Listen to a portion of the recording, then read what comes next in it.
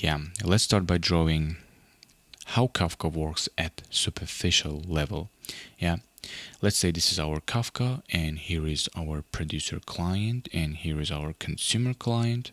And inside of the Kafka, we have the brokers and we have the topic.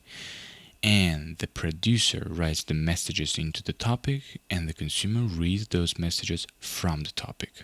And that's it. This is the basic illustration that everyone knows.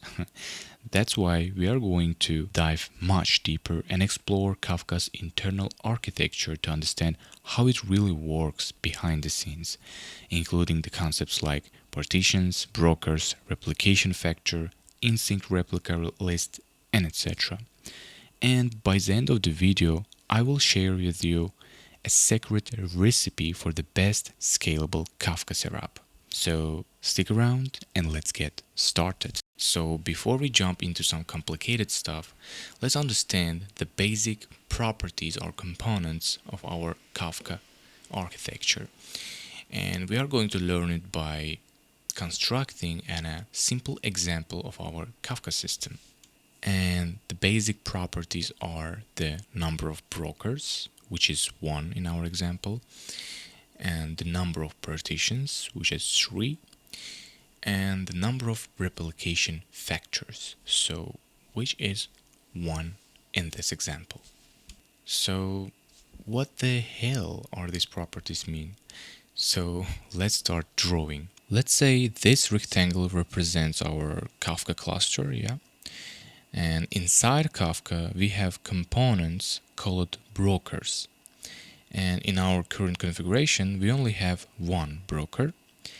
And let's say this rectangle is our broker, and let's call it B1. And we will come back and discuss the broker's responsibilities later. Next, look at our topic, because the configuration partition, which we set to the 3, means that the topic will be split into 3 individual parts, each with its own queue of messages. And now back to the broker. The broker manages the partitions within the topic. It controls the flow of messages coming in from the producers and out to the consumers. And like that. Let's quickly draw our producer and consumer, because here is a really important detail you need to understand. And let's say this is our producer, which writes messages into Kafka, and here we have our consumer group. Inside of this, we have the consumers, actual consumers. Let's say C1, C2, and C3. And you will often see consumer groups in Kafka architecture, and here is why. When consumer group tries to read messages from topic, each partition is assigned to 1 consumer in that group. And this setup enables parallelism, which means messages from different partitions can be processed at the same time by different consumers. Yeah. And here is the thing you should understand, that the producer sends a message and it goes to only 1 partition, not all of them. That message will be picked up by the corresponding consumer, and the other consumers aren't blocked. They continue processing messages from their assigned partitions. Now, here is the key point. After consumer processes a message, it's not deleted from the partition queue. Instead, Kafka maintains a separate topic called consumer offsets, which stores the offset or position of how many messages each consumer group has read. And this gives us a very cool feature. We can create new consumer group and it can start reading the entire topic from the beginning. How cool it is. Let's talk about our last configuration, replication factor, which is set to 1 in our case. To understand what this means, let's take a look at how a broker is structured in file system. Imagine we have a folder called broker1, and this folder contains all the partitions that this broker is responsible for. Since we have only one broker in our setup, it's responsible for all partitions. That's why we have here partition 0, partition 1, and partition 2. And the broker is a leader of all of these partitions, and that means it can read and write to these partitions. Now, what does replication factor 1 mean? It defines how many copies or replicas of each partition Kafka should keep, and on how many different brokers those replicas should be stored. Yeah, a bit difficult, but it means, let's say in our case, the replication factor is 1, which means each partition will have only one copy, and that copy will be stored on only one broker. And we cannot set the replication factor higher than the number of brokers we have. For example, in our case, if we try to set it up to 2, Kafka would try to store a copy of partition 0 on broker 1 and in another copy on broker 2, but we do not have a broker 2, so that would not work. So with just one broker, we only can have the replication factor of 1. Yeah, but here is the problem with a setup that has only one broker and a replication factor of 1. It introduces a single point of failure. Let's say our only broker B1 goes down. Since all partitions are stored in B1, they become unavailable, and that means the producer can no longer write the messages to those partitions, and the consumer can no longer read the messages from them. Yeah. In other words, the entire Kafka system becomes unusable until B1 is back up. So that's why in the production we need to have multiple brokers and higher replication factor, and we will discuss it in our next example. Now let's move on to our next example configuration, one that I actually use in my real-world projects. It's a minimal production setup with 3 brokers, 6 partitions, and a replication factor of 2. Let's quickly visualize this. This large rectangle represents our Kafka cluster. Inside we have 3 brokers. Let's label them B0, B1, and B2. Now we have a topic that is divided into 6 partitions, starting from P0 to P5. Fine.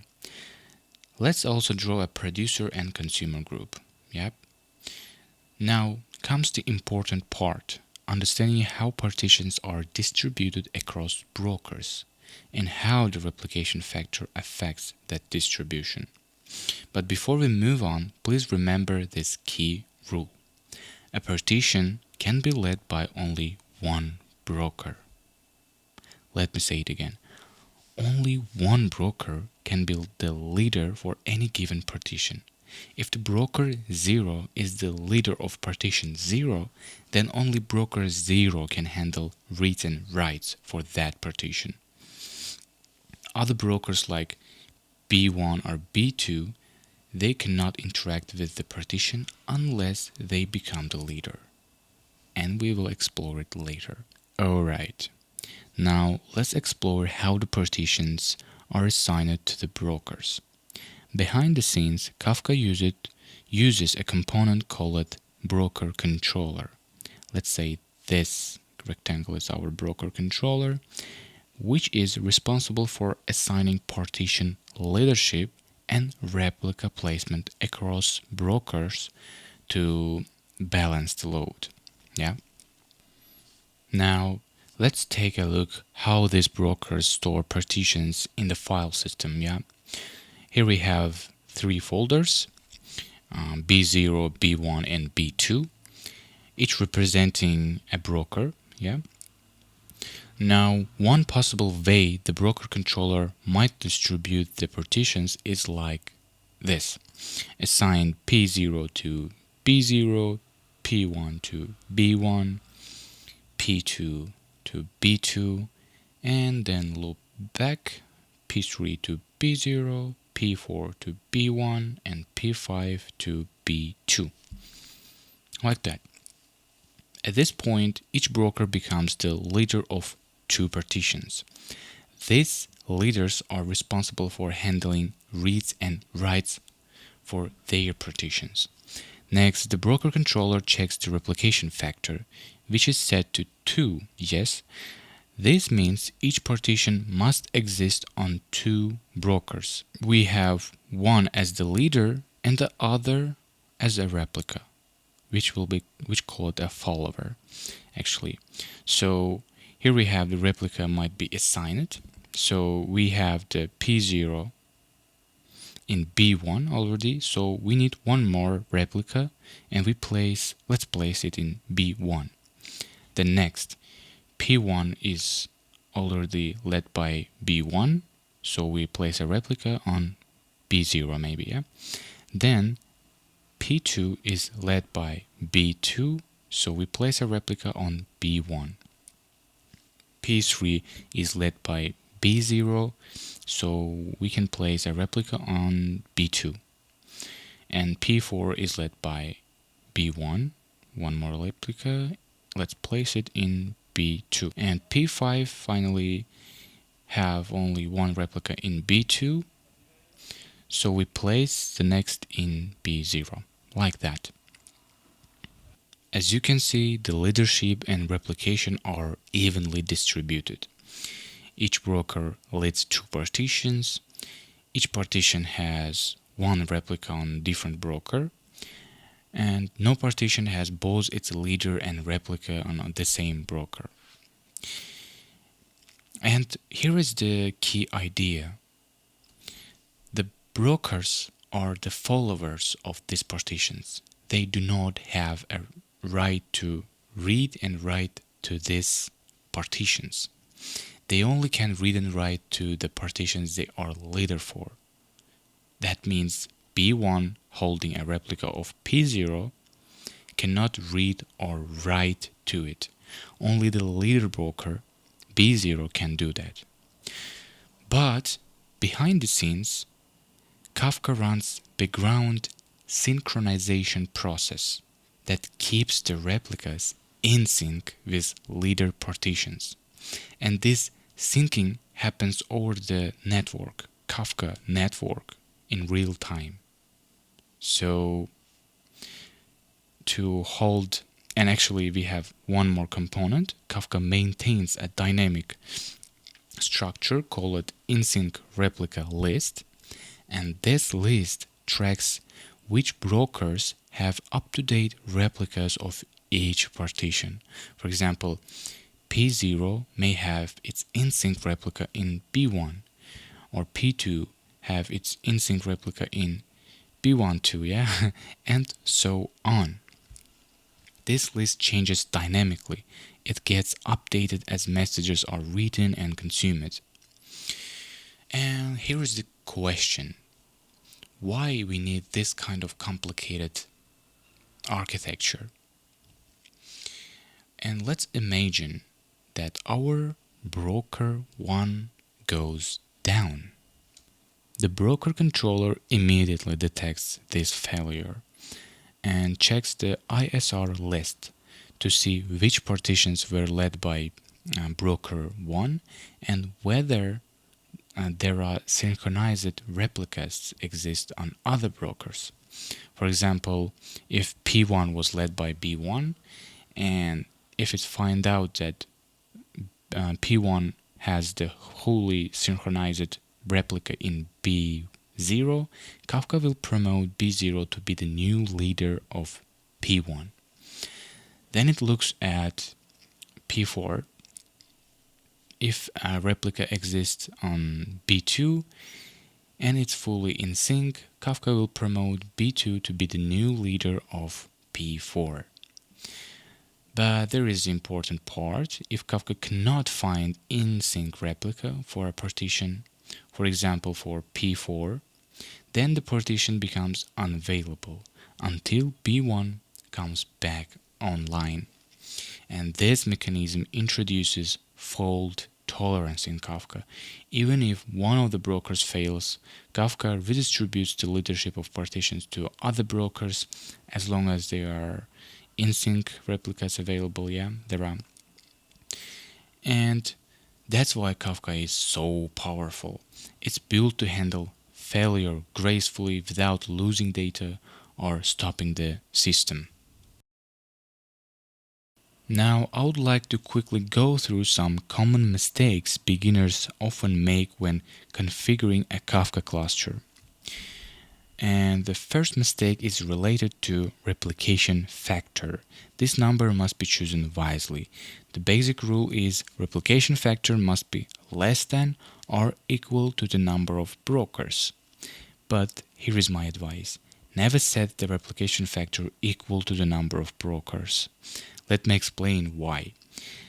Let's say we have a Kafka setup with 3 brokers, 6 partitions, and a replication factor of 3, which is the same as number of brokers, yeah?